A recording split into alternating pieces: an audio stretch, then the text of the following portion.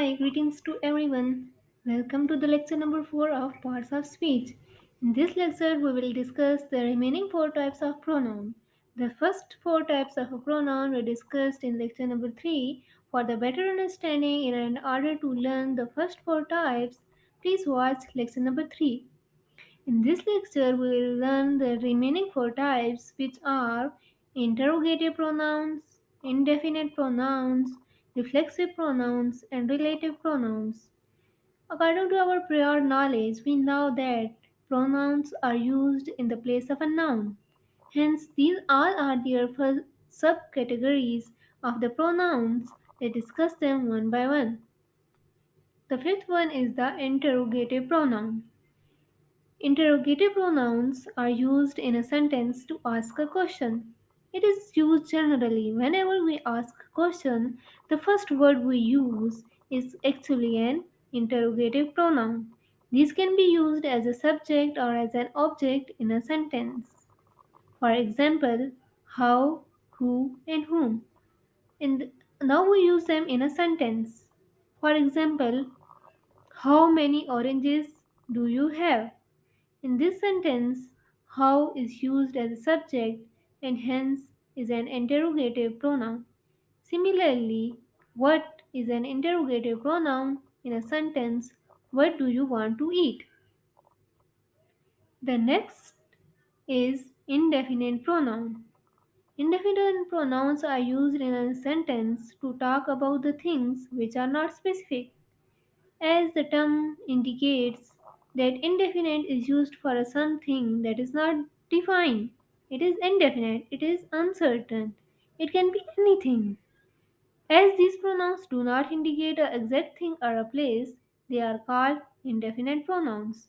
For example, all, any, anybody. These words can be used for anyone, not for any specific body. The examples are someone stole my watch. The someone who stole watch can be anyone. He is not specific. We can choose it from a greater whole, so it is uncertain. The second example is no one wants to help me. The third is nobody is coming to the celebration. In this sentence, nobody is an indefinite pronoun. The next type of a pronoun is reflexive pronoun. As the name suggests, reflexive pronouns are the pronouns in which one acts as a subject and an object both. The doer of the action is the recipient of that action also. The examples are myself, yourself, and itself. The suffix self is necessary or mandatory in the reflexive pronoun. For example, I take care of myself. You can cook it yourself. You can do it by him. He can do it by himself. In these sentences, myself, yourself, and himself are reflexive pronouns. It is very simple and easier to learn the reflexive pronoun because of their name.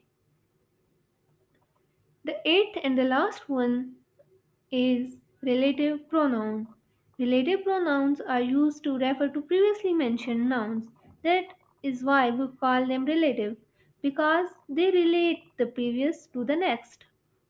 Relative pronouns are also used to join two sentences. It is obvious because they are relative, they will join the two sentences. The common example of the relative pronouns are who, whom, and what.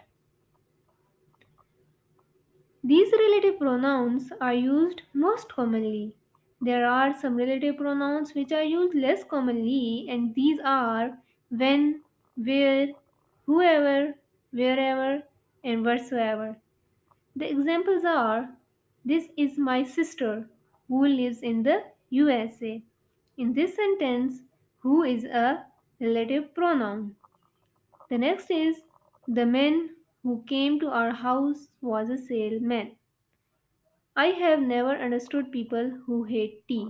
All the sentences the who used is the example of that particular type of a pronoun.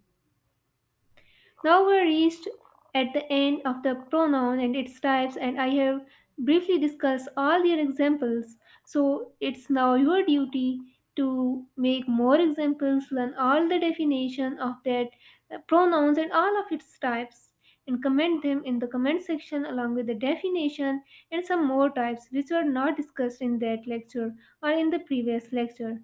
You should have to complete the assignment for the proper understanding.